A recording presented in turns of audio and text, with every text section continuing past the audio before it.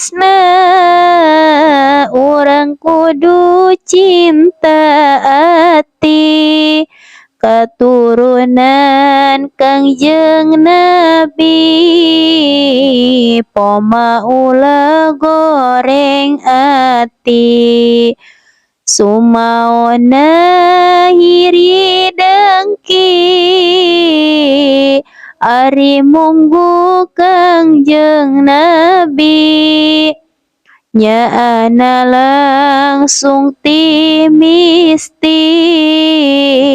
ka umatna jalur istri leuwih ti sepuh pribadi welas asih kanu miskin sumaona ka budak yatim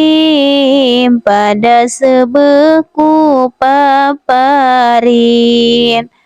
kadaharan jeung pisalin akuan ka urang kampung calik satata ngariung tarangku jeung andigung sanajan ka urang gunung kanu nyandang kasusahan gering jeung papatenan ngalayat sarta ngumbaran ngajajabkeun ka kuburan manis saur manis budi estu musti kaning jalmi sajagat momandak deui saeurupi jeung parangi rarai bulan purnama halisna lir kantumiri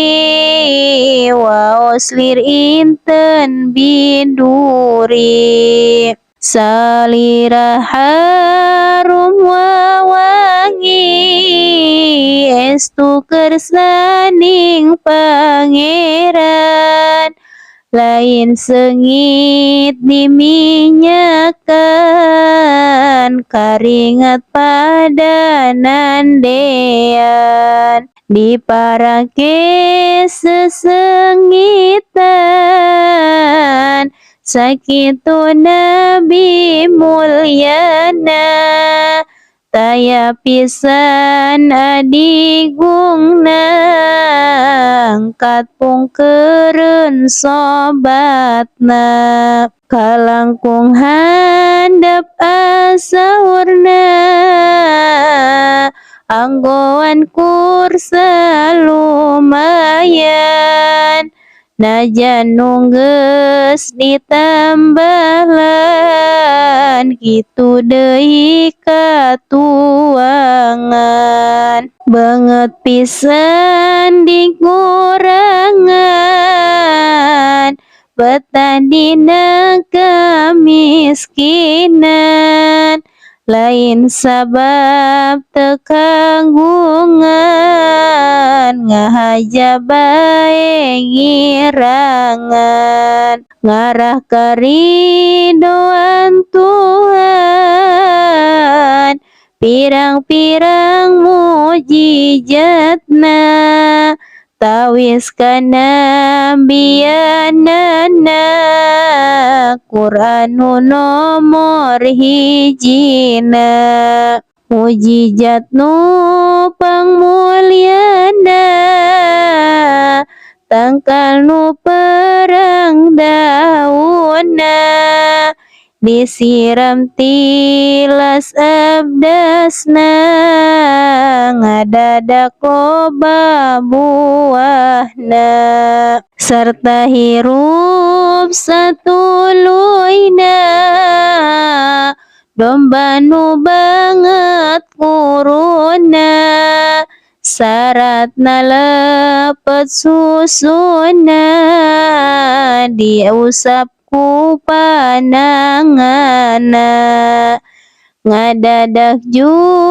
susuna dina hiji waktos deui sahabat kakirangan cai teras bae Kangjeng Nabi mundut cai anu kari caingan saketel pisan taya deui anu lian Nabi teuleumkeun panangan dumadung tuluy manceran cai mancer loba pisan kaluar tina panangan sela-sela ramo pisan cukup ku jalma ribuan kacatur hiji badawi ngadojak ka Kangjeng Nabi tita nyaur tangkal kai Siria ngomong cara jalmi tuluy tangkal teh disaur harita ku Kangjeng Rasul tangkal datang ngagulusur akarna teh digugusur